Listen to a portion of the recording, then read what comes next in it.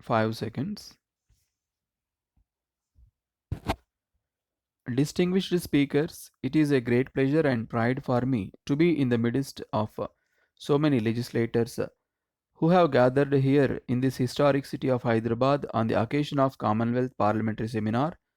First of all, I would like to express my sincere thanks to the chairman who gave me this greatest opportunity to deliver the keynote address for this session, which is going to deliberate one of the most important aspects of parliamentary democracy, that is, parliamentary control over the budget. In a parliamentary democracy, the legislature is the supreme body of authority through which the public opinion will be expressed and the sovereignty of the people will be exercised. The executive, which give shape to the political and social economic objectives of the state through budget, derives its authority from the legislature and is accountable to it. The executive also proposes fiscal measures necessary to execute its policies and programs through budget. It is the prerogative of the House to accept, reject, or modify the fiscal proposals of the executive presented before it. The legislature departments determines what money is to be raised and how it shall be spent. The executive is accountable to legislature regarding the way in which it has collected and spent the money given to it. The legislature will see that the appropriations have been applied to the purposes for which they had been approved and that the executive spends the money within the scope of the demand. In short, we can say that the legislature will see that not even a single paise is spent by the executive without its approval and authority. Generally speaking, the control of the legislature over the budget starts during the very stage of the consideration of the budget, when it is presented to the House.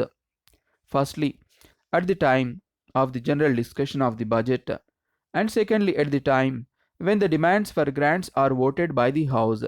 During the consideration stage of the budget, the House will get an opportunity to scrutinize the performance of the executive in fiscal matters.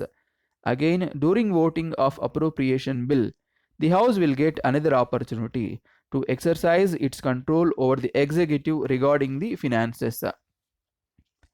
The thorough discussion and the detailed debates that took place during the consideration of the demands for grants and the appropriation bill will provide ample opportunity for the entire House to exercise control over the fiscal policies and programs of the government.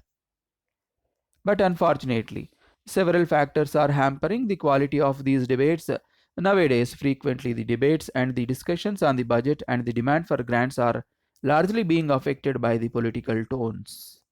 A real discussion on the budget performance of the executive and the efficiency of the administration could not take place due to the excessive importance being given to the political issues, trivial matters, and sensation items.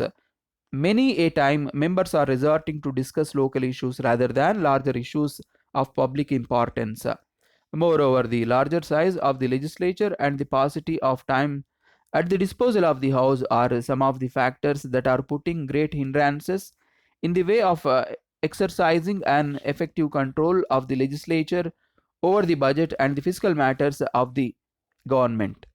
To avoid these problems and to bring an effective check of the legislature over executive in the matter of budget and the finances, we in India evolved a well organized system of financial committees, both in parliament and as well as in state legislatures. Three financial committees, popularly known as the Committee on the Public Accounts, the Committee on Estate, and the Committee and the Public on Public Undertakings, have been constituted to bring an effective control of the legislature over budget and the finances. The Public Accounts Committee will scrutinize the spending of the government with the help of the reports of Controller and Auditor General. The committee will ascertain whether or not the money voted by the legislature has been spent by the government within the scope of the demand. If it found any lapses, it will bring the same to the notice of the House by presenting its report. Generally, the committee will not look into the matters of policy, but wherever there is waste in carrying out the policy by the administration and the cases of financial irregularities, the committee will take up those cases for scrutiny and express its firm opinion to the House.